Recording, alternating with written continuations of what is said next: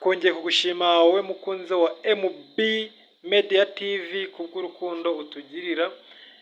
Uyu munsi nkaba ngiye gusubiza umuntu wambajije nanga wanyandikiye muri comment ambaza ati ni ikihe kintu wakorera telefone ya Airtel Imagine igakoresha umuriro mukeya.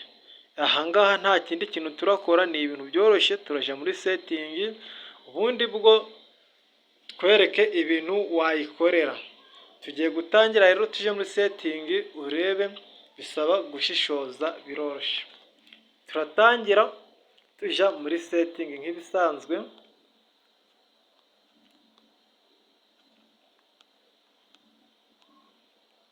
Ego noneho nitugera muri setting, ikintu cya mbere turakora, turaja ahantu handitse batiri twemeze.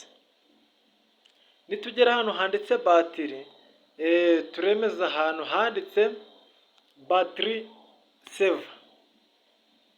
Ego niturangiza battery saver, urabona ko battery saver ifunze. Ibi ngibi icyo bishatse kuvuga, battery saver, battery irimo yikubye nyine, ariko iyo uyifunguye umuriro uba mukeya, ikoreye amapplication abasha gukoresha umuriro mukeya. Turayifungura, iyo niyo step ya mbere. Noneho niturangiza dusubire inyuma nk'ibisanzwe, duhite tuja muri battery manager twemezemo.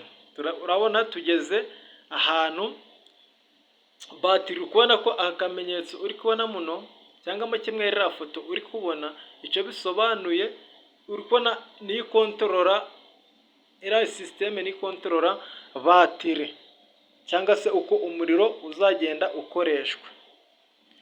Nurangiza wemeza hariya, uramanuka kuri kariya ko hasi uhafunge. Nasanze njye afunguye, uhafunge. Nurangiza kuhafunga nk'ibisanzwe, urahita umanuka hasi uhemeze kuri registered app, uhemeze. Noneho urabona aya ni ama application ari registered, anizwe nyine, ama application udakunda kunze gukoresha. Njye urabona ko nayanize. Ndakwereka uburyo urabikora nawe kugira ngo uyanige.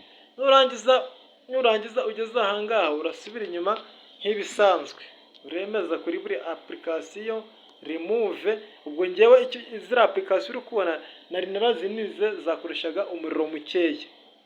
Nemeze ku ya kabiri, iya gatatu YouTube, iya kane zenda nayo yemeze. Icyo ndi gukora, ndi kuziniga. Nemeze, ego nemeze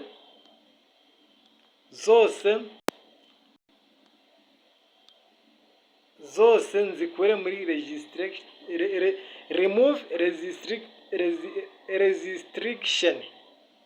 Nemeze. Bundi usubira inyuma nk'ibisanzwe. Ego nemeze aha, usubira inyuma nk'ibisanzwe. Ndakeka byakunze. Utarakoze subscribe, kora subscribe, ubundi tuza tujyana